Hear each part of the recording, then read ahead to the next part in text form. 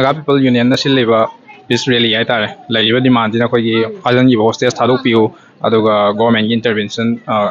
lobby aduga justice and protection human right khoi innocent people sing rights sing kan biu haiba agenda mari yauba khoi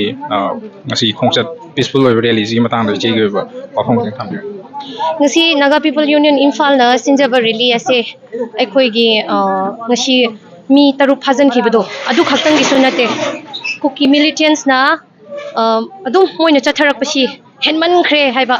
abdi maitai da amuka ho adudagi hanbada naga singse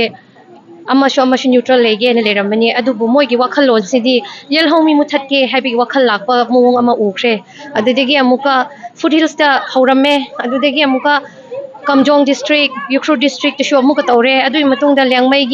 ichili now shinda muka taure, adunina, ashiji yaroi happy mayokta, Naga People Union na, no she really as sinjabani, adubo queen sinjaba really as ida, my cutting makta ge quickie ichili now, Tampakta lebi, but ichina pudding magna, no katanate,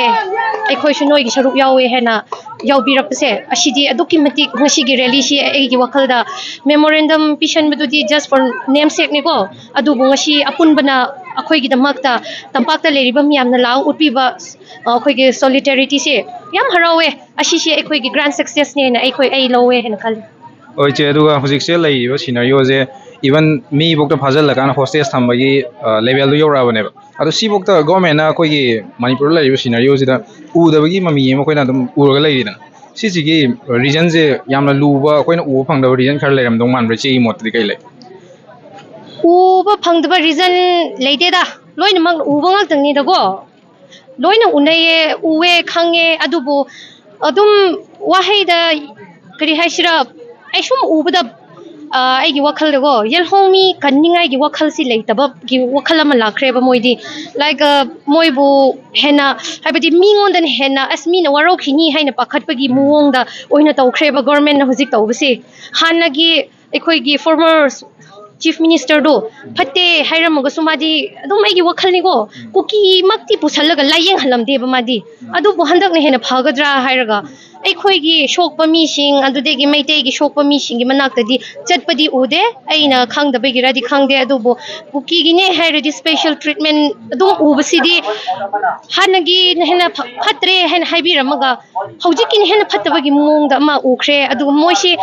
una usina da bane da ashigi sidi shengna hairaga ai du haizaninga oise la aroi boina amtanga hojik se manipur lai je sigumba leader na responsibility lorok taba authority jing na mai thabak to birak taba sina khoi younger generation future generation oi gada sing sida khoi aki bai tare confuse pa aki ba mo khoi fo leba khoi future je kai oi dun ha khang mang amak tawi scenario am thole ai tare oi che hojik se sigi problem je solve to graba matungda adum leho gada problem se kari no ho gani ni che wakhal le ai gi oina di akhoi gi matung da lakpa generation singdi akhoi gi 90s ki generation sing ga yam khet nei ye chengna hairaga hojikti thengna ai gi mina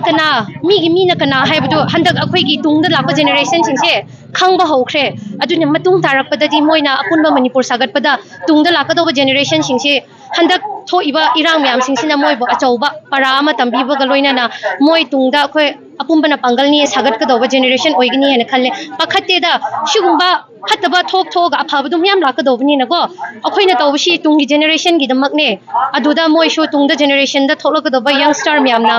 akhoina ngashi tawbi rishi moi gi ne khallaga moi aphaba lambi da lakani hena ai thajai oi che adudi hojik thoiba irang jina khoi tungla lakadaba singda sungkau kauduna tamogada para je che gi tungda lakadoriba generation singna punchi da kauroi tawbse aigi ina kanano migi ina kanano adubu hojik se marakta history thugai dingai hotnarak pasidi thugai handabina aphaba mi atokpadu so phatabadu tanthokraga aphabadu lawsale hairaga lawsaningandi ko akhoi gi oina de khoi di lawsaningde adubu aigi maitei phuru pichi nawkhradi aphabadi lawsaningi ba male aina dum wari tabada adu moi lotion budu aphaba lotion le hairaga akhoi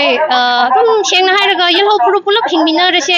atokpati lai tabana harabra na ai khalle pen kre ko aduge government dam tanga haibira mo aina harsu ta biroi adu japet koi konjel li thok ta ya da ne oji memorandum pirido memorandum kyano mayam na pikri do sukta ta biroi moi aina haigni